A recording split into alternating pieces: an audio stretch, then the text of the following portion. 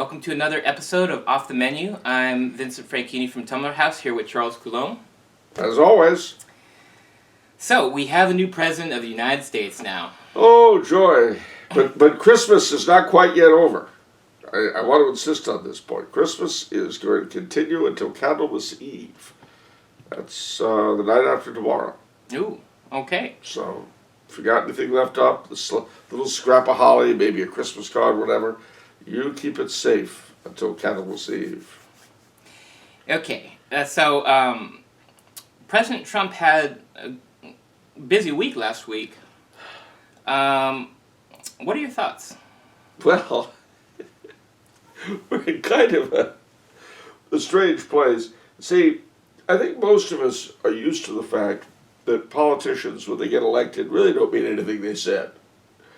And if they deliver on anything, it's astonishing.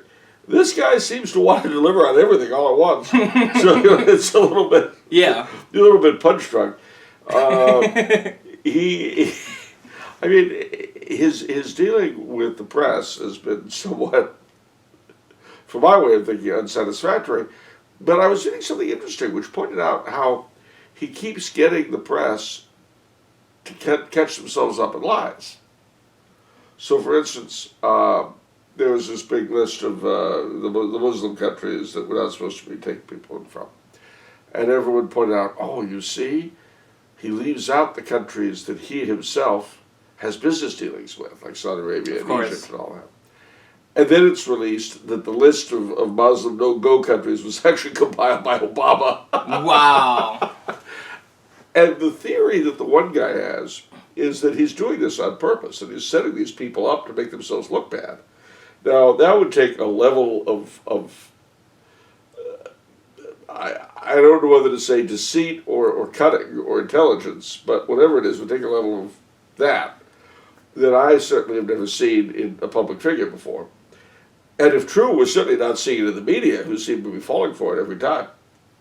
The thing with the Martin Luther King bust. Yeah. But he does come across as ultra-sensitive, and as petty. Yeah. And they're certainly going to play that for all it's worth. Maybe he is petty, I don't know. Part of the problem you have, and you see this in a lot of figures, you see it with the Holy Father, you see it with all sorts of people, is that leaders of this generation feel the need to express themselves. And, it's the whole boomer thing, I've got to be me, I've got to be open and all. Well, maybe not. Maybe sometimes less is more. You don't really need to hear from the Pope or the President every second. Your life will continue without constant guidance from above. But at any rate, it doesn't really matter. The big question with him is not, at the end of the day, going to be how he appears. It will be what he does. He's going to be naming his Supreme Court nominee shortly. We'll see if he appoints somebody along the lines of what he's promised. I see no reason for him not to. What are your realistic expectations from Trump? I have none. Okay, well, what would you be content? What are you looking for from him? Realistically. Realistically speaking, for me to become a Trump supporter and a flag waver, there are three basic things that he'd have to do, and I have a lot of friends who think he's the devil incarnate. I have a lot who think he's the God Emperor of Dune. Myself, if he does these three things, I'll actually vote for him for 4 years. The first is to appoint sufficient justices who will knock down Roe v. Wade. Okay. Now, that of course would mean that it would go back to the states. And that would mean nothing in California, of course, because here we've never seen an abortion we didn't like. That's why we have the governor we have. But, was that called for, really? Anyway, but the second thing that I would expect out of him is a real ending of our difficulties with Russia and real partnership in terms of doing an ISIS. Mm. That's very, very important to me. The third, and this is I'm a bit worried about, and that is dealing appropriately with Mexico. They have a very delicate system down there. And the last thing we need, and I'm afraid, if he really makes good on jacking up tariffs on them and all that, the last thing we need down there is an imitation Hugo Chavez. Yes, I read that the president's opposition party is vigilantly anti-American, Yeah. and that in Trump's hard dealings with Mexico this past week, it's sort of stoking that anti-American fire. You see, again, it's important to bear in mind that Mexico has a very long and unpleasant history with us. There's an old saying in Mexico, poor little Mexico, so far from God and so close to the United States. And it's justified. The truth is that the real black mark in our history has always been our dealing with Latin America. That is, our history as an independent country. Yeah. We have always backed the anti-Catholic side in any dispute down there, whether it was Mexico or Venezuela or anywhere else that we could affect. We have always treated them like third-rate citizens, third-rate folks, and that always comes back to bite us in unpleasant places. It's why it is that between the wars, the various quasi and pro, etc., fascist groups had a big hearing down there. It's why in the 60s and 70s communism got so big, liberation theology and all that. We have to come to terms with the fact that our relationship with Latin America and with Mexico in particular has always been rather abusive. Now, that doesn't mean that we shouldn't be realistic about our needs versus theirs. Yeah. I'm not saying that. I'm not saying we should have open borders. I'm not saying we should have free immigration. As I've said in other venues other times, I don't like commenting on the immigration issue because neither side is being honest. Yeah. And as long as there's that lack of honesty, there's no point in talking about it. But that's not something I expect out of Mr. Trump. I don't expect him to address our demographic problem. I mean, if the church won't, you can't expect the state to. Of course. So, those are my three requirements. Just to briefly recap: out with Roe v. Wade, a reordering in a positive manner of our relationship with Russia, and be dealing with ISIS, and lastly but not leastly, an appropriate regularization of our relationship with Mexico. And again, it's hard because the Mexicans jump up and down about how nastily their immigrants are treated here, when they're draconian toward their Central American immigrants. Yeah. They build a partial wall along the border with Guatemala. Now, if I were president of the United States, I would simply say, you know what, we're going to adopt your immigration laws. And if you want them to change, you change them in Mexico City, we'll change them in D.C.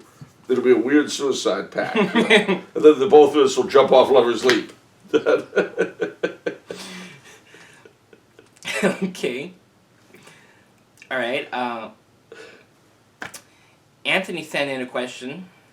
Do you believe in the divine right of kings? If so, how do you defend your belief? Well, that's a good question. First, you've got to define what you mean by the divine right of kings. If we mean it's like the divine right of the judiciary, where the Supreme Court can do no wrong and can even change marriage, well, no, I don't believe that at all, of course. If, however, by the divine right of kings, what you're trying to say is that kings are in essence chosen by God, that the coronation rite is a quasi-sacramental one, the way people like St. Thomas Aquinas taught, that a Catholic monarchy is the best of all governments, especially if mixed with various other elements, aristocracy and the popular input. Well, yeah. In that case, I believe in the quote-unquote divine right of kings. Does this mean kings are perfect? No. Does this mean they should have absolute power? No, but they never have had. Even the monarchies that we call absolute, which were kind of a corruption of the medieval system, which is, oddly enough, what I prefer, a system that to our eyes would look like anarchy, since they didn't have either income tax or a secret police. So you know that they weren't good moderns like us. The fact of the matter is that they were restrained in what they could do by custom, by tradition, by religion. Even Henry VIII, who I would have to say is probably up there as one of the worst Christian monarchs that ever lived, had to try somehow to cover everything he did with legality. He couldn't suddenly change the nature of marriage so that he could simply get rid of his wives, the way Mr. Justice Anthony Kennedy was able to do with us, you see. He didn't have the power that the Supreme Court has. Yeah. We live in an absolute republic. We don't talk about that. But we consent to the president. We don't consent to the Supreme Court. And if we consent to what the president does and think that means something, we're stupider than we look. And that would be hard. But I'm saying that's what I'm playing devil's advocate and saying that's what these people would say, is that at least we consent. And it's nonsense. It's absolute nonsense. I mean, look, what really matters is, number one, who you're presented with to vote for. Number two, who's backing them. Even in this case, this last election, I wasn't keen on either candidate, and that's been the case in my experience for most of my life. And then when I have been keen on a candidate, he rarely delivers on his promises. Please, please. The mythos of democracy. Well, I remember an old Central European individual said to me once, I asked him if he was a Republican or a Democrat. He said, well, I can't very well be a Republican because I believe I'm a monarchist. I cannot be a Democrat because I do not believe in democracy. And I said, are you against democracy? And he said, no, certainly not, but I'm not against the tooth fairy either. And there's a real truth there.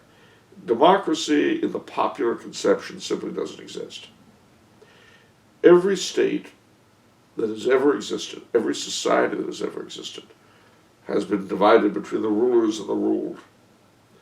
And those rulers are legitimized and guided by some sort of state religion, an animating philosophy. It doesn't have to be religious. Look at the Soviet Union. You've heard me say this before, but there is no God and Lenin is his prophet. Yeah. That is the irreducible reality of human society. In the traditional Catholic monarchy, all that was up front. There was no question. With us, we pretend and we hide the reality of the thing, and as a result, our rulership has become utterly irresponsible. The Trump election, in large part, was a response to that. But notice even there, if you live in California, you had no voice in this election unless you were pro-Hillary, and then you lost. Yeah. So, yeah. Anyway, that's what I have to say for that. Okay. An anonymous person sent in the question, I noticed that you quoted Valentin Tomberg in your book, Vicars of Christ. What are your thoughts on Tomberg and Christian Hermeticism? Very good question. I don't blame the person for being anonymous. Thanks, Mom. No, that's my mother's dead. Thanks for reminding me. No. That's a very good question, though. Valentin Tomberg was a fascinating individual. He was a member of what was called the Anthroposophical Society. Now that's a word you probably haven't heard of, ladies and gentlemen, but you have heard of the Waldorf schools, probably. I would think you haven't, possibly. Waldorf schools. I know the Waldorf Astoria. No relation. No relation. But there's a chain of schools all over the country. I'm here in LA. They offer a very unusual alternative education that nevertheless is fairly high quality. Anyway, It would take me a long time to explain their beliefs and views, but they're pretty peculiar. Suffice to say that he went from that to being a Catholic. And he wrote several interesting books, one of which was called Meditations on the Tarot, but had in its German edition a foreword by Cardinal Ratzinger, whom you may know better under another name. Yeah, sounds familiar. Yeah. Yeah. The other was, oh golly, senior moment, I think it was called Testimony of the Heart or something. It was his very last book. He died while he was writing it. But the thing about Tomberg, as is true of most of these Hermeticists, is that they try to see, if they're Catholic, they try to see the faith as something that's absolutely real. And see, we tend not to. I mean, stop and think for a second. The vast majority of believing Catholics, 30% in this country, according to the polls, believe, or say they believe in the real presence and transubstantiation. But stop and think about what that really means. Yeah. Something that looks like bread and looks like wine, the substance changes into the actual flesh and blood of Jesus Christ. I mean, it's really happening. It's not symbolic.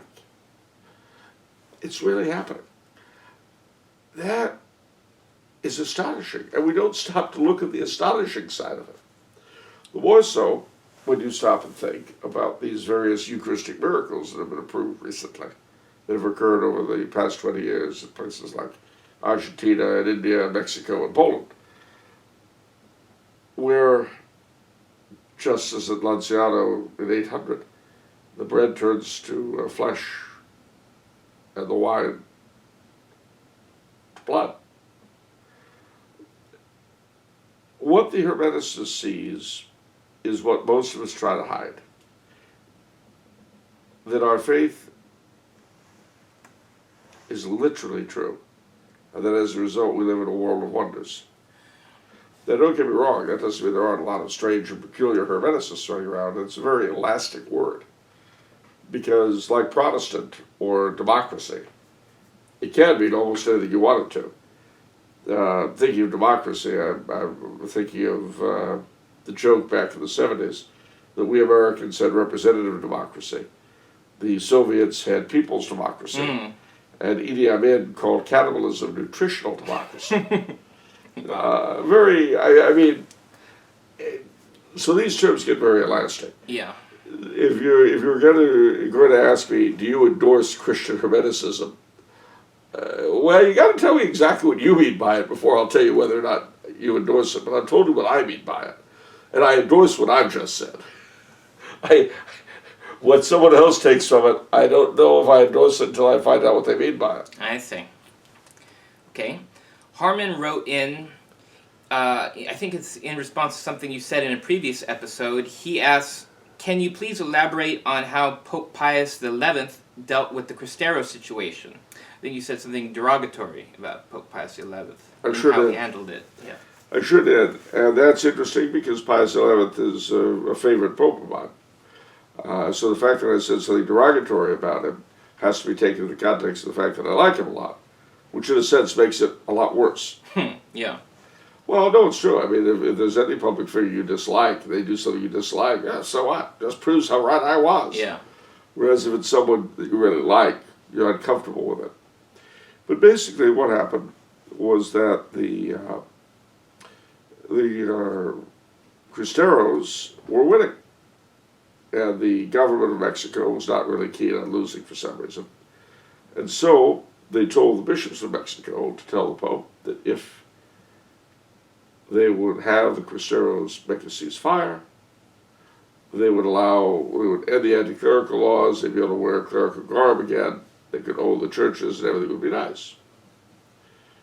Well, the Pope felt this was a great idea. So he told the bishops he agreed, the bishops told the Cristeros to lay down their arms, and they were slaughtered. The government were lying. Now, it's important to realize that this is not an uncommon motif in Catholic history, where you'll have the clergy of a country Well, this could be either on the political front or on a military front, the Civil War, Revolution, whatever. You'll have them unite the laity and go out and defend the church. But as they get closer and closer to victory, the enemy isn't happy with this, so they go around the lay leadership of the given Catholic movement to the clerics, offer the clerics the bare minimum that they wanted. The clerics are happy enough with that. They tell the laity to lay down their arms and stop, politicking. And then, and then the laity are basically, the floor is white with them. But this comes from a very basic difference of view. And it's not something that can be fixed any more than the relationship between male and female can be fixed. It just is what it is. You can live with it, you can work with it. In particular cases, you can do this, do that. But it was summed up, I thought, very nicely by Léon Gautier in a wonderful book published by Tumblar House called Chivalry, in which he says the priest was disgusted by the knight's cruelty, and the knight was irritated by the priest's placidity. Now, if you change knight to lay activist, that is the dynamic that we've had going since the Crusades. Yeah. And as I say, it's something you just have to live with. And it's understandable on both sides, So there you go. Okay. Jim Jorgensen sent in a great question. Oh boy. Can you discuss Americanism condemned by Pope Leo XIII versus a proper Catholic love of country? How can we avoid being Americanist yet still be faithful to our duty to love and serve our country? Good question. All right. Well, for starters, Americanism was the heresy that the church in these United States should be different from the church in the rest of the world because these United States are different from the rest of the world. Unlike the rest of the world, which is filled with oppression and nastiness and badness, this country is filled with freedom and light and goodness. And so the church has to adjust itself to the civil reality in a way that wouldn't be appropriate in other countries that are filled with badness. All right. It also tended to elevate what are called the active virtues over what are called the passive virtues, action versus contemplation. As opposed to being equally good if rightly directed, the active are better in the Americanist view. So that was the heresy that was condemned. The truth is, and we've certainly seen this, the apogee for the Americanist was the election of John F. Kennedy. That was when Archbishop Sheen was the most watched television program. The United States was, the Church of the United States was the most prosperous in the world. We had literally tens of thousands, if not hundreds of thousands, of priests and nuns, Catholic schools, Catholic hospitals, Catholic charities. Oh, it was great stuff. And at the time, it looked as though, especially given the fact that the United States were keeping the Soviets at bay all over the world and all this kind of thing, and were allied with the Holy See in the fight against communism, it looked as though the Americanists had been right. And as Pope Benedict put it, the model was not a Catholic state, but rather, like the United States at that time, a confessionally neutral state, nevertheless informed by gospel values. But all that changed pretty rapidly within a mere 10 years. And now, as we know, we have a very anti-Catholic country. At least anti-Catholic in terms of its elites. The anti-Catholicism of that time, that last reared its head under Kennedy, was the old Protestant fear of the country being enslaved by the Scarlet Woman in Rome. That has been replaced by a new anti-Catholicism that hates the faith because it's moral. Yeah. And the rulership of our place and time is not. So they're very upset. It's also why many hierarchs of the church who would like to conform the church to the world, basically to give the dominant people what they want so we can get along. It's a big problem today. All right. So how can one be patriotic without being an Americanist? The answer is very simple, seemingly. You've got to want to try to convert, like Catholic Japanese, Catholic Indians. Your truest form of patriotism is wanting to convert your country to the church, to the faith. That's how we show our patriotism. But there's a caveat there. For some people, not too many, thankfully, this means, oh well, since it's not a Catholic country, everything about it's just garbage. It's not that simple. The problem is you cannot convert what you do not love, and you cannot love what you do not know. So, the patriotic Catholic American has an obligation to get to know the history and culture and basic setup of his town, his county, his state, the country. And having come to know it, he has to love it. And having come to love it, well, it's not just enough to love it. That love needs to impel him to try to evangelize it in any way he can. And those ways are manifold. I mean, evangelization is, the apostolate is wherever you are. And how you do it depends in great, great part in where you find yourself. The important thing to remember is that you are going places in your job, whatever volunteer work you do, anything like this. You are going places no priest will ever go. So it's up to you to bring the life of the faith to the heathen. What do you love about our country, Charles? It's diversity. It's craziness. It's natural beauty. It's innumerable strange little cultural pockets. I think you once said to me that if you really want to love your country, go on a road trip. Absolutely, absolutely. You take a road trip from Seattle to Miami, or from San Diego to Maine.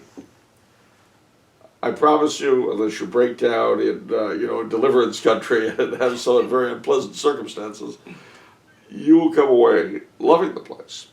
I mean, and it won't be an uncritical love. You will hear people say things sometimes that are very typically American, even very typically Californian. They're so stupid you just shake your head, but they're based on something or other. A friend of mine was telling me recently that he had a conversation with this gas station attendant in Kansas or somewhere, and the guy said to him, the angels were present when the Constitution was signed. Well, that really isn't true. But it's so cute. And I'm sure the gas station attendant would not have appreciated being called cute. Oh, that's so sweet. Probably not the best answer to the man. But still, it's an incredible country. I mean, it's... listen, every successful evangelist becomes an expert on the culture of those he's trying to evangelize. Why do you think that some of the very best ethnological museums we have in the whole world were put together by Catholic missionaries? It's because they got to know the people they were working among. Now, of course, there's always the danger that the missionary will go native. You don't want to do that. Yeah. But so long as you avoid going native, you've got to try to bring the light of the faith to these heathen shores any way you can. And, regional food. Did I mention regional food? Regional food? Oh, yeah. This country, gosh, regional cuisines. You bet. I was very happy recently to be back in New Bedford, Massachusetts, my dad's hometown, and I got to feast with my brother and nephew on chow mein sandwiches. So if there's anybody out there who's from Fall River or New Bedford or Providence, Rhode Island, you know what I'm talking about. Okay. Mark Williams wants to know what you think about Franco's fascist regime in Spain. He has heard both good and bad things about Franco, but what is your opinion? Okay. See, this is, and I'm sure he didn't mean it this way. So just so you know, if you're out there, I know this wasn't on your mind, okay? But this is a loaded question. This is like, when did you stop beating your wife? I mean, it would be like my saying, how long do you think the communist regime under Governor Brown in Sacramento is going to go on? Wait a minute, first I have to establish that Governor Brown's a communist, I don't like the man. But that doesn't mean he's a communist, So Franco's government, whatever else they were not fascists. Now, Why do people think they're fascist? well, because ever since Franco came to power and while he was fighting the war, the American media and intelligentsia called him fascists. But repeating an insult doesn't make it true. Okay. For instance, for 80 generations, 80 years, 80 centuries, one could say over and over and over that Benjamin Franklin personally murdered Sitting Bull. It doesn't matter how often it's repeated or by whom. It just isn't true. They were at least 100 years apart. They had no connection to each other. It's not true. So again, going on and on and on about Franco being a fascist, while it may please you for whatever reason, it's not true. Franco was an authoritarian, no doubt about that. Although he didn't have the power, say, to change the nature of marriage. So he didn't have the power of, say, the American Supreme Court, which is a very important power. He did, however, come to power after a civil war with the communists. Had Franco lost, Spain would have been the way Poland and Romania are today. That is to say, recovering from being under basket cases. Spain's a lot better off than that. That's precisely because of Franco. Now, it is true that some terrible things happened in the Spanish Civil War. But I'll tell you a little secret of history. Civil war is always nasty. Our Civil War here was the bloodiest conflict that this country has ever been involved in. More Americans, civilian and military, died in the Civil War than in all of our other conflicts put together. Think about that. Millions of Americans died. It's a testimony to our national nature that we got over it pretty quick. Because I guarantee you, if something of that magnitude happened in any other country, it would, until the war on Confederate symbols was revived a couple years ago, until then, we had reached a level of peace and acceptance that was mind-boggling. 50 years after the Battle of Gettysburg, Confederate and Union veterans reenacted Pickett's charge at Gettysburg. You had all these old Confederate veterans running down the hill, and their Union counterparts waiting for them, and they took them in their arms. And this was 1913. In America, 1913 was not a huggy place. They weren't trying to get in touch with their feelings or anything like that. So, you asked me earlier what I love about America. Well, that's one of the things. Yeah. Frankly, it has its downside because we're easy to fool because we don't remember anything. But its plus side is that we're able to get over something that egregious. Most civil wars in most countries don't get forgotten that quickly, which is part of the reason also for Franco's bad press. Obviously, the communists and socialists that he defeated never forgave him for defeating them. But he saved Spain. He saved Catholic Spain. Did he have his failings? Oh, yeah.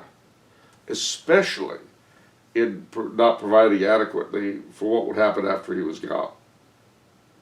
Because you've seen in Spain's post-Franco decline into decadence and numerical suicide, that he could have done a better job in securing things. But he was a military man. For what he was, he did the best he could. And he did better than a lot of folks. Okay. Well, that's enough about the past. For our final question today, let's talk about the future. Oh. Did you bring my crystal ball, my tea leaves, and my tarot? Will Johnston wrote in saying, Given Pope Francis's recent statements about the rigidity of the younger Catholic generation, I would like to ask what Mr. Coulombe's opinion is of the Catholic youth in the Church today. Whether he thinks that they will carry on the torch of the past 60 years, or whether they might make a sharp turn back to tradition, or whether the answer is really somewhere in between. As a Catholic youth myself, I wonder if Mr. Coulombe looks on this younger generation with hope, horror, or a little bit of both. Well, I would say that where the Holy Father looks at the future with fear, I look at it with hope. I see a lot more horror in my generation than in the present one, and more horror yet in the generation that preceded me. The failings of today's Catholic youth, and they are a small minority of their generation, but their failings, as such, are the failings that come from not having been adequately prepared, from not having access to a real Catholic education. But that wasn't their doing. The fact that so many of them have such incredibly good instincts with nothing intellectual to base them upon, that's amazing to me. And the other thing that's funny, like again, where older Catholics might be very upset and see rigidity and be very upset about it and stamp their feet and stuff. I see people whose reactions to reality are quite natural. If they really believe in the real presence, of course you're going to want to genuflect before it at the very least if you don't go crawling. Of course you're going to want the Mass to be as beautiful and as worthy of what you're doing as possible. Of course you're going to want your churches to be, as our Byzantine brethren call them, outposts of the kingdom of heaven. Of course you're going to want that. It was a very particular aberration, one might almost say a mental disease, of the people dominant in the church in the 60s to want to get rid of all that. But it was brought about for very particular and specific historical and sociological reasons, which today's youth, although they unfortunately have had to reap the results, they were informed by them. So to answer this chap, I have a lot of hope.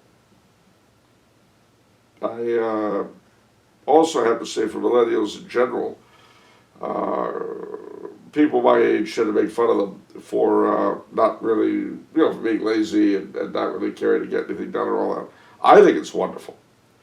At long last, I have found another generation whose work ethic matches my own. And that's important to me. So all I can tell you is, on the one hand, you keep practicing the faith that was once delivered to the saints. Don't worry about what the elderly people say. And on the other hand, if you feel like strolling in to work at 10:30 because you got to get your latte, well, I'll be with you in spirit. Okay, that's it for this episode. If you enjoyed listening to Charles, remember to sign up or to subscribe to the Tumbler House YouTube channel. If you'd like to send Charles a question, you can do so through the Tumbler House website. And I should add that for those of you who are upset, perhaps, because we haven't gotten to your questions, don't be. We get a lot of them, but we appreciate them all, even if we don't answer them. Remember that for us, it's kind of like broadcasting into a void. So you're sending questions, even if they're not answered, show us that there are people out there listening. And that, after all, you folks out there listening is what this is all about. God bless and Happy New Year. Yeah.